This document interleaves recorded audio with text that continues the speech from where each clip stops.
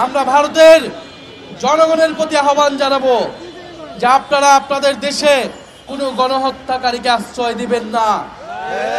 ভারতের ছাত্রদের প্রতি আহ্বান জানাবো, জুলাই আগস্টে যেভাবে আপনারা আমাদের সমর্থন জানিয়েছিলেন, একইভাবে আপনারা আমাদের এই বিচারের আন্দোলনকে সমর্থন জানান এবং আপনারা দাবি উঠান যে ভারতের মাটিতে কোনো গণহত্যাকারীর ঠাঁই হবে না।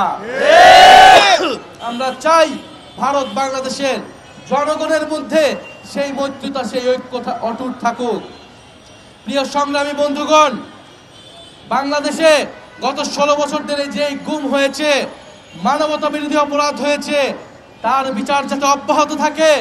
শেখ হাসিনা সহ যে সকল পুলিশ এবং সন্ত্রাসীরা জুলাই আগস্টে গুলি চালিয়েছে, তাদের বিচার যাতে অব্যাহত থাকে। এই ট্রাইব্যুনাল এবং বিচারের কোনো কার্যক্রমে যাতে বাধা তৈরি না হয়, নির্বাচনের পরেও যাতে এই সকল বিচার অব্যাহত থাকে।